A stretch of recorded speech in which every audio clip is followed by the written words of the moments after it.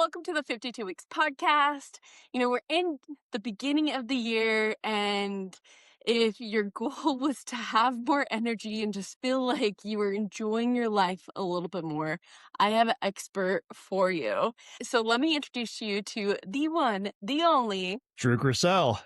Hey, Drew. How did you become passionate about all of this? Was it something that you needed in your life, or how did this become something that you wanted to do to help people with their energy? I sort of stumbled upon it, to be honest. So I am a self-defense instructor originally. That's kind of like my gateway into the world of physical activity was I was a martial artist. I got into self-defense. I became an instructor. And as a self-defense instructor, I had a few of my students ask me for fitness coaching because there's, some degree of fitness as part of any sort of self-defense or martial arts training. And so I went ahead and got trained and certified and learned about fitness instruction. I had, been into fitness for a long time, but not as an instructor. And so I started to take on clients for fitness that just wanted like general body composition changes. So either build muscle or lose fat. That's why most people would approach someone for fitness instruction. What I found was exercise and diet were not enough to create lasting, meaningful change because there's a lot more to being healthy and having a healthy physique. And so I started to learn more and play around with different protocols and modalities. And all of a sudden, I have clients drinking more water and paying attention to sleep and paying attention to their NEAT. And now not only are they looking better, but they feel better. We're seeing really cool things like blood pressure is improving. All of these lab panels that they're doing are improving. And so, that motivated me to understand why and to learn more. And then I just kept going deeper and deeper. And then I realized that, health and wellness isn't just about kind of how you look and feel in the moment, but it ties into performance. And so I got into the executive wellness space because people that are operating at a high level in their business need to be at their top physically and mentally as well. And if they're not there, they're leaving a lot on the table. That's cool how it all came about. And it's true with the professionals, that it's like when you are feeling better about yourself, and especially if you're in sales or you have a big meeting or whatnot, you're able to go in with more confidence. Yeah, more confidence and better decision-making skills. Just your presence is just different, right? When you feel good, when you're tired and inflamed and just not at your peak and you show up to a board meeting or a major deal with a client or a conference or whatever, like people see you in the condition that you're in. So, do you want to be tired and inflamed or do you want to be in your peak state? Yeah, I love that. And how, when you say inflamed, I mean, I know we all hear that, but is it more, um, just feeling bloated? How do you really know if you're inflamed? Is it really just bloated? No. Inflamed is a general term. It's kind of a blanket term for various kinds of dysfunction going on within the body, whether it's metabolic dysfunction, organs not operating at their peak level, maybe some sort of chronic disease that's creating other problems within the body. So it's kind of a blanket term, but it means that your body has something specifically wrong with it that's causing it to not operate at the level where it should. And so you can say things like, eating junk food creates inflammation because not only does it cause bloating and things like that, but it also can create like metabolic disruption. You can say that being exposed to high degrees of electromagnetic frequencies creates inflammation because it has a negative effect on different parts of the body. So it's just kind of a blanket term. It just means things are not where they should be. There's some bad stuff going on. That's why I love podcasting. I learned something new. So Hey, I, Steph. I'm excited to talk to you because I feel like reclaiming energy is something that a lot of people want in their life. And so can we just sort of start with how you're able to help people do that? Because that sounds nice, but how do you actually help them reclaim that energy? Yeah. So my coaching business is called Primal Wellness Coaching. And the reason for that is because I really help people to tap into the primal lifestyle that human beings were sort of meant to have at our inception, that we've moved very far away from. And in this sort of primal state, we're doing things that we don't do anymore, just like moving more naturally and getting outside and having certain kinds of interactions and eating in a certain way. So there's all of these things that sort of compound to create just better health and more energy and focus and resilience and all this good stuff. No, and, like, when you're talking about stuff that we used to do that we don't nowadays, I mean, I feel like I know a lot of people that they're wanting it analog gear. They're wanting to, like, the simplicities that we have, they're like, "You know what? Instead of doing delivery, I wanna make my own meals. Instead of, just sitting there scrolling, I'm gonna go, make time to go see people, like, face to face." So, it's true that this world of convenience doesn't always help our health. Yeah, yeah, absolutely. It's honestly, it's nice to have convenience and to have, food at our fingertips and entertainment being pushed in our faces at all times. We can be occupied by anything at any time. We're not really forced to just sit with ourselves and our own thoughts and to take action to live our lives and to be healthy. But at the end of the day, a lot of these things are extremely important. And in the pursuit of comfort and convenience, we've really lost a lot of what it means to be a healthy person and to be an active person and to be a connected person, connected in meaningful ways. We're all much more connected now than we used to be in the world of social media and the internet and simple messaging and all that. But having more meaningful connections actually has a physiological and neurological benefit to it. It's all very interesting. Yeah, I know, it's, like, something that's fun to talk about and to think about, okay, like, what's good, what's not, like, how is it helping? And so I wanna pick your brain because if someone who's listening is Yeah. constantly feeling exhausted, right? What's the first thing that you look at Mhm. to really figure out what's really draining their energy? So, 3 things that I look at just kind of at a very surface level when it comes to energy in particular. One is movement. So, do they move? And I'm not even talking about exercise or crazy fitness plans. I'm just talking about moving, and a simple way to measure that is looking at a step tracker. So you can see on a step tracker how many steps you're getting in a day.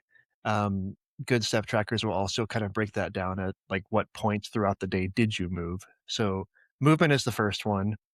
Sleep is arguably the most important one. So how much and how well are people sleeping? Um, Sometimes spending 9 hours in bed doesn't translate to spending 9 hours getting good sleep. So being able to break down not only just the simple what time did you get in bed, what time did you wake up, but also if you can use a sleep tracker to measure your actual time of sleep and the quality of your sleep, that's extremely important and plays into a lot of things, but certainly energy. And then finally, hydration. Hydration is often overlooked. A lot of people look at nutrition, but fail to look at hydration. And honestly, most people are chronically dehydrated and don't know it. So they live their lives in this sort of constant state of dehydration, and that becomes their normal. So they don't think I'm dehydrated. They just think I have low energy or I have brain fog or whatever it may be. But flip that one switch, get them constantly hydrated at an adequate level, and all of a sudden, there are all these cool things that happen, particularly from an energy and mental clarity standpoint. Okay, wait. Okay, I wanna pick your brain more on all of this. So starting with the hydration, I don't know where the number came from in school. It was always like 8 glasses or 8 ounces of water. Is that like what we're supposed to be doing? And do people just not think that they're drinking more? Like, why do you think more people are dehydrated and they don't realize it? So that number was originally that number originally came as a marketing tool for a bottled water company. So that is not official health advice by any Fake measure. news! I didn't know that's fake news. Fake news. Sorry, debunked. Fake news. And what's funny is they actually undersold themselves because the number is actually much higher than that for most people. Um, so first of all, the amount of water that someone should intake is highly individualized. So we can't just say everyone should drink 8 ounce glasses of water, right? Because I'm 6'1", 190 pounds. I probably need more water than someone that's 5'1" and 100 pounds, right? So numbers are very individualized, but there's sort of a general calculation that seems to be pretty safe for most people to go with. So if we look at your weight in pounds, so for the simplicity's sake, I'm going to say a person weighs 150 pounds. They should be drinking 2/3 of their weight in ounces of water per day. So a 150-pound person should be drinking 100 ounces of water per day. Does that make Oh. sense? Yeah, that is way off from the 64 ounces. Yeah. It's way off from that number, and I assure you it's way off from what the majority of people actually consume. But to take it a step deeper than that, it's not just water. It is water as it would be in its natural state, which means it includes minerals. So most water that we buy is either purified or filtered in a way like reverse osmosis, which is great because these things take out all of the junk that's in the water, the microplastics and some of the heavy metals and some of these things that are bad for us.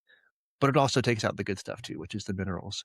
And part of the whole point of drinking water is to get the minerals from it, which then aid in all kinds of different aspects of your bodily functions, the way that your organs work, the way your brain works, the way that your body even takes the water that you're putting into it. So if you're just drinking purified water, you may actually be creating more of a mineral imbalance in your body than if you hadn't even had the water at all. So you have to drink mineral water, which, in the simplest form is just spring water. So if you go to the grocery store and you get purified water or you get spring water, get the spring water. It still has minerals in it. Otherwise, you could add minerals back to purified water. No clue. You're blowing my mind. Yeah, and that's one of the simplest ones. And when I work with clients and I get them on just the hydration part, they're like, "What is this? Why do I just feel better all day long?" Like, because you're not dehydrated and your body is getting minerals and those minerals are going to the right places and now your brain's working the way it should and your kidney and your liver and all of these things are working the way that they should. It's pretty cool for such a simple thing.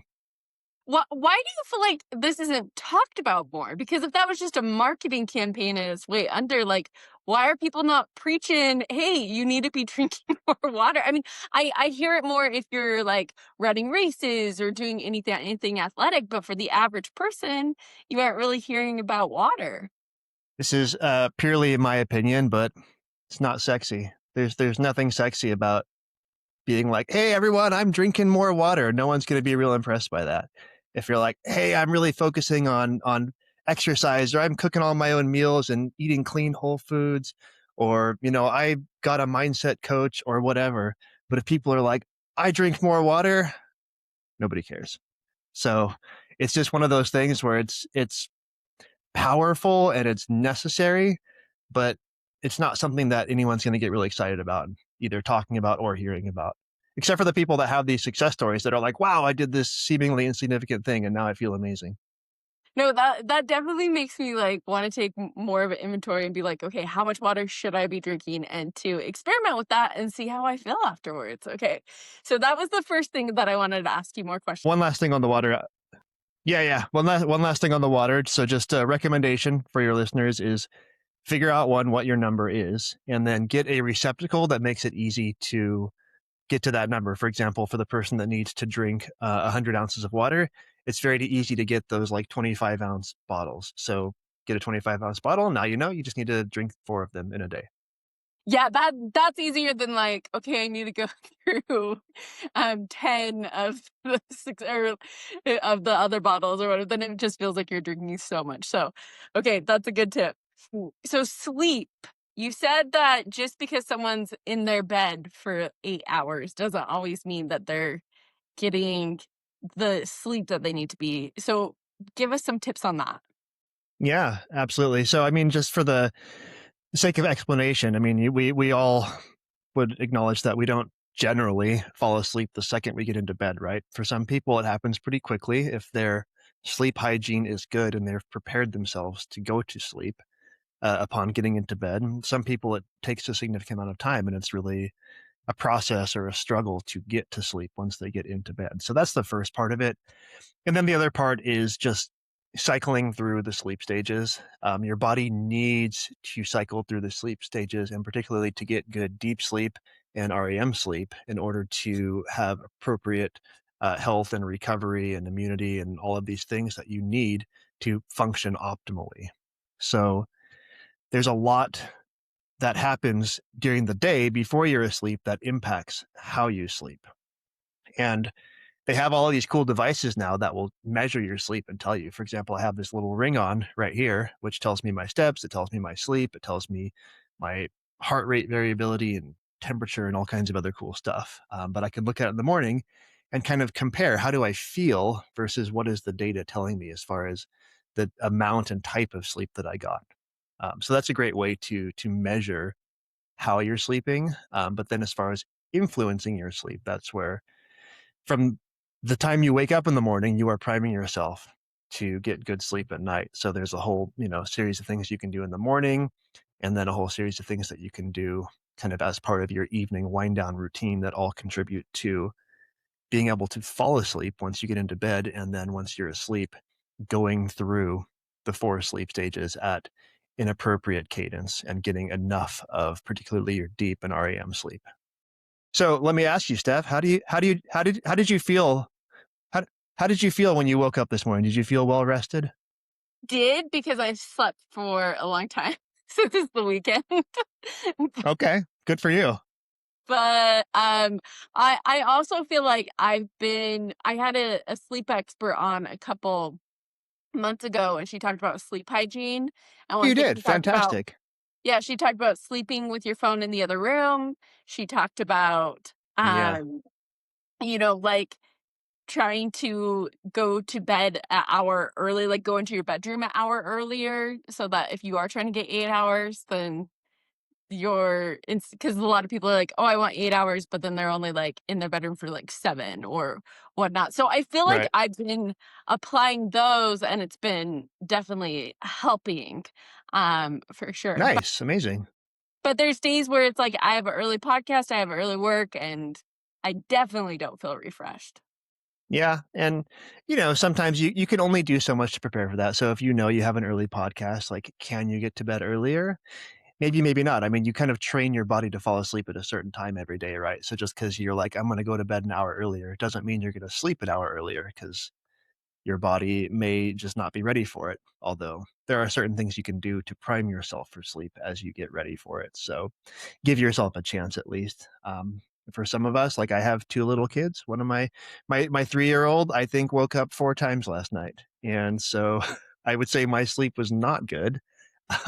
But I know the things that I need to do to give myself my best chance at having good sleep within my own span of control. So despite the fact that I was woken up multiple times during the times that I was asleep, my sleep was good and progressing the way it should.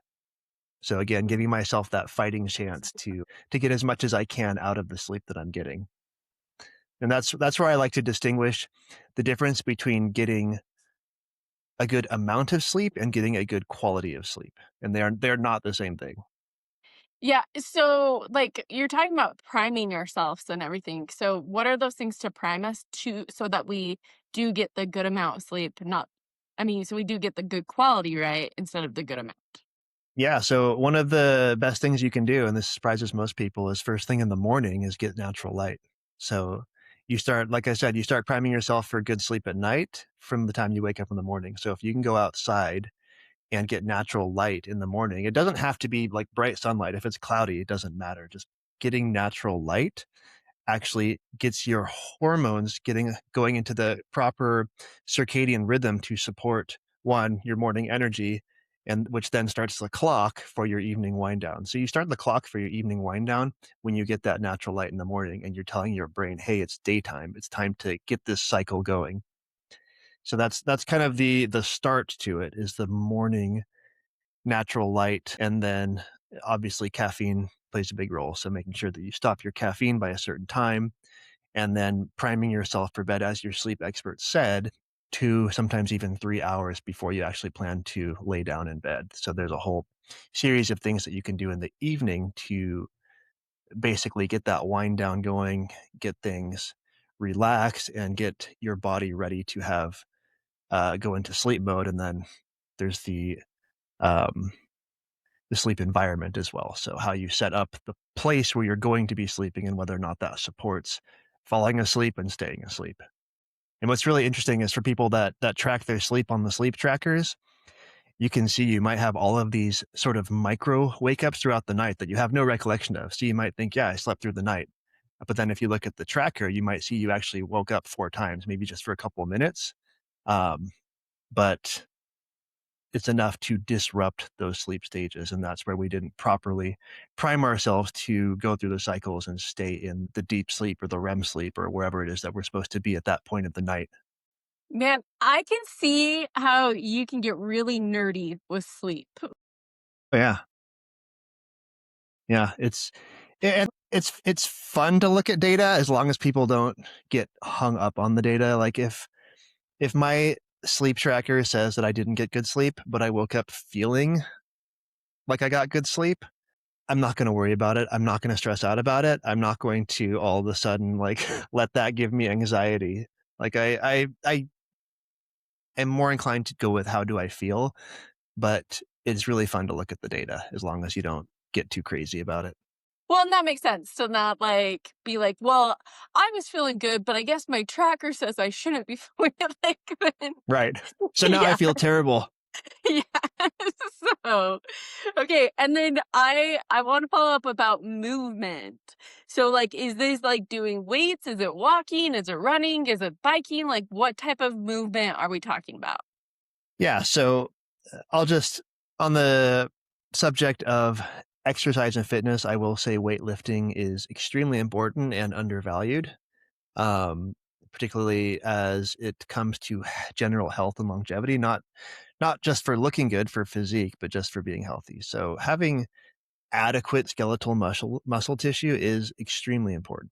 Um, but what I'm talking about is actually not that. What I'm talking about is just moving. So as I'm standing here and we're talking, I don't know if you can see, but I'm sort of gesticulating and my torso is moving a little bit. This is all movement, right?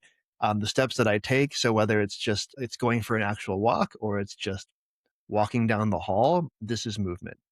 So have you heard of the term NEAT as it relates to movement? No, what's that? NEAT. Uh-uh. So NEAT is an acronym. It stands for non-exercise activity thermogenesis, which is a very fancy, long way of saying any movement that you do that isn't specifically exercise. So any movement at all that isn't an actual like workout or exercise movement falls within this category of non-exercise activity thermogenesis. And part of what I bake into my programs and part of what I advise as a just general way of staying healthy is to incorporate NEAT in throughout your day all day. So as soon as you wake up in the morning, just start moving. It doesn't need to be anything crazy. It can just be walking around the house. Earlier this past week, I was traveling for work. I had a hotel room. When I woke up in the morning, I just moved around the hotel room. I wasn't exercising. I was just moving. I'd go look out the window. I'd take care of something. I just moved, right? Maybe I do a little bit of stretching, whatever. But then making sure that you're moving throughout the day. And a lot of people work desk jobs, and it's an invitation to be completely sedentary for hours upon hours at a time. And that is very unhealthy. And honestly, it messes up the way our hormones are supposed to support our health and support our physical health and our mental health. We talked about comfort, right? We drive to get anywhere. We're not walking. People that are in the city maybe are walking, but otherwise most of us are driving. So we're sitting in the car. What do we do when we get to where we're going? Mostly we find somewhere to sit down, whether it's at work or at a restaurant or maybe people go to a bar, they sit down at the bar, whatever it might be. Um, what do we do when we get home? We go sit on the couch to unwind, right? We unwind from a day of sitting by sitting more. And so we're just sort of in this lifestyle and societal lifestyle that really just makes being sedentary and being immobile completely normal, but it's not. We're meant to be moving throughout the day, and that is what creates hormonal balance that supports weight management and mental health and organ function and sleep and all of these things. So just making sure that we're moving throughout the day, nothing crazy, just moving, is extremely impactful.